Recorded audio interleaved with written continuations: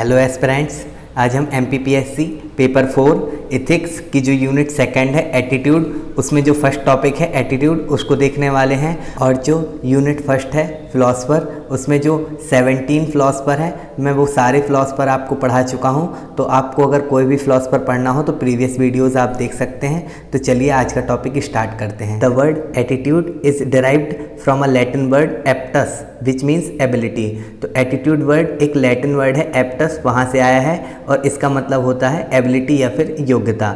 Attitude is the way you think feel and behave. तो attitude क्या है? वो तरीका है जिस तरीके से हम सोचते हैं, फील करते हैं और बिहेव करते हैं। In simple words attitude is a state of mind. तो अगर हम इसे आसान भाषा में समझें तो एटीट्यूड क्या है? हमारा स्टेट ऑफ माइंड, मतलब हमारी मनोदशा, हमारा रवैया या फिर मनोवृत्ति, और इसी को क्या कहते हैं? एटीट्यूड कहते हैं। एग्जाम्पल देखते हैं, being happy even when you have little. तो इसका एग्जाम्पल क्या है कि आपके पास बहुत कम है फिर भी आप खुश हैं, तो ये क्या है? आपका एटीट्यूड है। नेक्स्ट, जैसा कि आपने देखा होगा सिलेबस में आपके मेंशन है एटीट्यूड, उसके बाद एलिमेंट्स ऑफ एटीट्यूड। तो चलिए अब हम एलिमेंट्स या फिर कंपोनेंट ऑफ एटीट्यूड को देखते हैं। तो इसे हम ट्राइंगल के तौर पे देखते हैं। पहला कंपोनेंट है इसका अफेक्टिव कंपोनेंट, सेकेंड है बिहेवियरल कंपोनेंट और थर्ड है कॉग्निटिव कंपोनेंट। नेक्स्ट है ABC model of component of attitude. तो जैसा कि अभी हमने ट्राइंगल के माध्यम से देखा है कि ये ABC कंपोनेंट क्या क्या होते हैं, चलिए अब उन्हें को हम डिटेल में देखते हैं। ए कंपोनेंट मतलब कि affective component, it refer to the feeling और emotion attach to an attitude object. तो ये क्या है? फीलिंग या इमोशन जो कि अटैच है एक एटीट्यूड ऑब्जेक्ट से। जब हम एग्जाम्पल देखेंगे तो आपको ये सारी चीज़ें समझ आ जाएंगी। सेकेंड है behavioural component, it refer to the way one behave when expose to an attitude object. तो किस प्रकार से इंसान बिहेव करता है जब वो एक एटीट्यूड ऑब्जेक्ट के सामने एक्सपोज होता है, तो उसको बिहेवियरल कंपोनेंट कहते हैं। थर्ड है cognitive component, it refer to the believe और thoughts attach to an attitude object. तो ये क्या है? बिलीव या फिर थॉट जो कि किससे अटैच है? एक एटीट्यूड ऑब्जेक्ट से। चलिए अब हम इसे एग्जाम्पल के माध्यम से ईजी वे में समझने की कोशिश करते हैं। लायन इन द फॉरेस्ट, तो एक शेर है जो कि जंगल में है। तो ए कंपोनेंट अगर इफेक्टिव कंपोनेंट होगा तो कैसा आप बिहेव करेंगे? फियर अराइजेज, मतलब आपके मन में डर उत्पन्न होगा या फिर डर लगेगा आपको। बी कंपोनेंट में क्या होगा? अ पर्सन विल रन, तो क्या वो जो पर्सन है वो क्या करेगा? वो भागेगा। सी कंपोनेंट में क्या होगा? Lion is a wild animal. तो सी कंपोनेंट जैसे कि हमने देखा था कि वो क्या होता है? बिलीव या फिर थॉट। तो आपको क्या लगेगा कि लायन जो कि शेर है वो क्या है? एक जंगली जानवर है। तो यहाँ पे हमारे एलिमेंट ऑफ एटीट्यूड कंप्लीट होते हैं। अब नेक्स्ट हम देखते हैं function of attitude. A person hold certain attitude because it perform certain function for him या फिर हर। तो ये क्या कह रहे हैं कि जो पर्सन है वो कोई एटीट्यूड कब होल्ड करता है या कोई एटीट्यूड को कब अपनाता है? जब वो एटीट्यूड उसके लिए कोई फंक्शन परफॉर्म करके देता है। तो इसे हम चार्ट के माध्यम से समझते हैं। पहला है एडेप्टिव, सेकेंड है नॉलेज, थर्ड है ईगो डिफेंसिव एंड फोर्थ है वैल्यू एक्सप्रेसिव। तो पहला देखते हैं एडेप्टिव फंक्शन।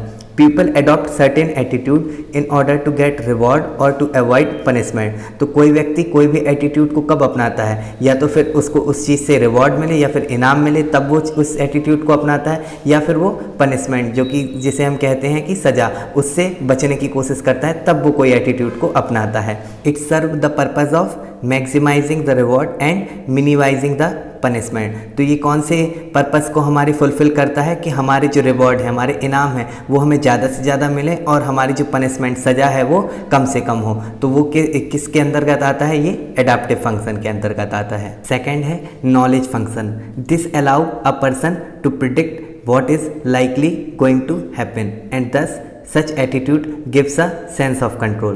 तो ये जो नॉलेज फंक्शन है ये क्या करता है? एक इंसान को प्रिडिक्ट करने में मदद करता है कि आगे क्या होने वाला है, और ये क्या देता है? एक सेंस ऑफ कंट्रोल देता है। एग्जाम्पल के थ्रू समझते हैं इसको। Knowing that a person is religious we can predict that he or she will go to the temple. अगर जैसे कि आपको पता है कि कोई व्यक्ति रिलीजियस या फिर धार्मिक व्यक्ति है तो आप ये अनुमान लगा सकते हैं कि वो कहाँ जाएगा? मंदिर जाएगा। इसके बाद थर्ड है ego defensive function. It means an attitude that protect our, इसके बाद यहाँ पे सेल्फ रिस्पेक्ट लिखना भूल गया हूँ मैं, तो आप वो यहाँ पे ऐड कर लीजिएगा। It means an attitude that protect our self respect and justify our action. तो ये क्या चीज़ कह रहे हैं कि इस ईगो डिफेंसिव फंक्शन का मतलब है कि अपना वो एटीट्यूड जो हमारी सेल्फ रिस्पेक्ट को बचाए और जो हमारे जो एक्शन है उसको जस्टिफाई करे। तो वो कौन सा फंक्शन कहलाता है? वो कहलाता है ईगो डिफेंसिव फंक्शन। एग्जाम्पल के थ्रू समझते हैं। I don't work because I have a lot of money, मतलब आप काम नहीं करते क्योंकि आपके पास बहुत सारा पैसा है। तो ये ईगो डिफेंसिव फंक्शन का हमारा एक एग्जाम्पल हो गया। फोर्थ है value expressive function. It means an attitude which push a person to show his values in order to establish his identity and to gain social respect। तो ये value expressive function क्या करता है? एक व्यक्ति को पुश करता है पीछे से कि वो अपनी जो नॉलेज है उसको दिखाए, समाज के सामने प्रदर्शित करे, जिससे कि समाज में उसका क्या रिस्पेक्ट बढ़े और उसकी आइडेंटिटी स्थापित हो। एग्जाम्पल के थ्रू समझते हैं। Showing off your knowledge to gain social respect. तो ये इसका एग्जाम्पल हो जाएगा कि अपनी नॉलेज को शो ऑफ करना कहाँ पे? समाज में, जिससे कि हमारा सोशल रिस्पेक्ट बढ़े। Hence attitude help a person to mediate between inner need and outside world. तो एटीट्यूड क्या करता है? मीडिएट, यानी कि मीडिएट करने में, दोनों के बीच मध्यस्थ का काम करने में काम करता है। किन दोनों के बीच? हमारी इनर नीड, जो हमारी आंतरिक ज़रूरतें हैं, और आउटसाइड वर्ल्ड, इन दोनों के बीच मध्यस्थ का काम करता है हमारा एटीट्यूड। नेक्स्ट है फॉर्मेशन ऑफ एटीट्यूड, मतलब एटीट्यूड कैसे फॉर्म होता है। In general attitude are formed through an experience, knowledge and the way an individual interact with others. तो हमारा एटीट्यूड हमारी एक्सपीरियंस से, नॉलेज से और जिस तरह से हम दूसरों से बात करते हैं उससे फॉर्म होता है। There are few researches that show that an individual have some inborn attitude, but this inborn attitude help only when we use them correctly with our knowledge. तो क्या है? कुछ रिसर्चेस हुई हैं जिसमें इस बात को पाया गया है कि इंडिविजुअल या फिर कोई एक इंसान के अंदर कुछ जो एटीट्यूड होते हैं वो जन्मजात यानी इनबॉर्न होते हैं, लेकिन वो एटीट्यूड तभी हेल्प करते हैं जब उन एटीट्यूड को हम अपने नॉलेज के साथ कंबाइन करके सही तरीके से यूज़ करते हैं। Factors that affect attitude formation are. तो कौन कौन से वो कारक हैं जो हमारे एटीट्यूड फॉर्मेशन को अफेक्ट करते हैं? वो हैं हमारी family, friends, school, society, media and personal experience. तो ये सारे फैक्टर हमारे एटीट्यूड के फॉर्मेशन को क्या करते हैं? प्रभावित करते हैं। Broadly there are 3 condition of forming an attitude. तो अगर हम ब्रॉडली बात करें या जनरल वे में बात करें तो 3 कंडीशन होती हैं जिससे कि हमारा एटीट्यूड फॉर्म होता है। तीनों कंडीशन आप चार्ट के फॉर्म में यहाँ पे देख सकते हैं, जिसमें है classical conditioning, observational conditioning and operant conditioning. पहला है classical conditioning. It means learning an attitude through the process of association, मतलब एसोसिएशन के माध्यम से किसी एटीट्यूड को सीखना ही क्या है? क्लासिकल कंडीशनिंग है। सेकेंड है operant conditioning. It means learning an attitude through the process of reinforcement and punishment for behaviour. तो ये क्या है? इसमें कैसे सीखते हैं हम एटीट्यूड को? किसी भी बिहेवियर को या तो रिपीट करके या फिर किसी बिहेवियर के लिए हमें जो पनिश मिलती है तो फिर हम उस बिहेवियर को रिपीट नहीं करते हैं। तो इस प्रोसेस के थ्रू हम ऑपरेंट कंडीशनिंग को सीखते हैं।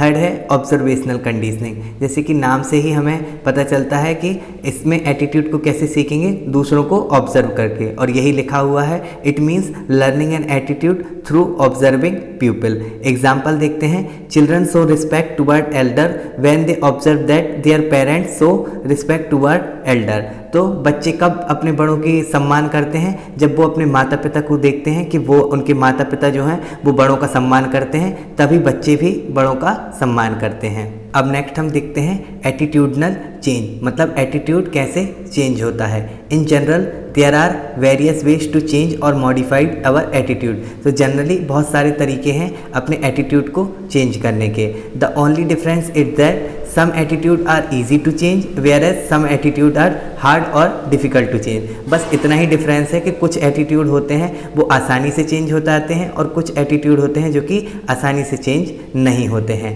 Attitude like opinion are easy to change because they are in formative stage. तो ओपिनियन हमारे फॉर्मेटिव स्टेज में होते हैं, इसलिए वो आसानी से चेंज हो जाते हैं। नेक्स्ट है Fritz header give the triangular concept of attitudinal change. तो इनका नाम की स्पेलिंग है FRITZHEIDER, फ्रिट्ज हीडर। इन्होंने क्या दिया है, एक ट्राइंगुलर कॉन्सेप्ट दिया है जिसको हम क्या कहते हैं, POX triangle. It is described as POX triangle where P is equal to person whose attitude is being studied. तो P क्या है, वो पर्सन है जिसका एटीट्यूड को हमको स्टडी करना है। O क्या है, एक दूसरा पर्सन है, एंड X है रिलेटेड टॉपिक। तो X क्या है, वो टॉपिक है जिसको लेकर हम P वाले जो पर्सन है उसके एटीट्यूड को स्टडी करेंगे। An attitude change if there is a imbalance between PO attitude, OX attitude और PX एटीट्यूड। तो एटीट्यूड कब चेंज होगा, जब इम्बैलेंस होगा P और O के एटीट्यूड में, या तो फिर O और X के एटीट्यूड में, या तो फिर P और X के एटीट्यूड में। इन तीनों में से किसी के एटीट्यूड में अगर इम्बैलेंस होगा तो फिर क्या होगा, एटीट्यूड चेंज होगा। देखते हैं इम्बैलेंस फाउंड। तो अब ये भी तो देखना पड़ेगा कि इम्बैलेंस कौन कौन सी सिचुएशन में मिलेगा। पहली सिचुएशन है all three POX are negative, जब तीनों नेगेटिव हों, और दूसरी कंडीशन है 2 are positive and 1 is negative. तो दूसरी कंडीशन में है जब 2 लोग पॉजिटिव हों और 1 लोग नेगेटिव हों। नेक्स्ट है बैलेंस फाउंड व्हेन। तो बैलेंस कौन कौन सी परिस्थितियों में फाउंड होगा या मिलेगा। पहला है ऑल 3 आर पॉजिटिव, जब तीनों पॉजिटिव हों, और दूसरा है 2 are negative and 1 is positive, जब 2 नेगेटिव हों और 1 पॉजिटिव हो। तो इस सिचुएशन में क्या मिलेगा, हमको बैलेंस मिलेगा। दस N attitude change only when imbalance found and attitude will not change if balance is found among POX attitude. तो एटीट्यूड सिर्फ तभी चेंज होगा जब इम्बैलेंस फाउंड होगा। अगर बैलेंस मिलेगा तो वहाँ पे एटीट्यूड चेंज नहीं होगा। चलिए अब हम प्रीवियस ईयर के क्वेश्चन देखते हैं। पहला है explain the meaning of attitude, and second है what is the function of attitude in human personality.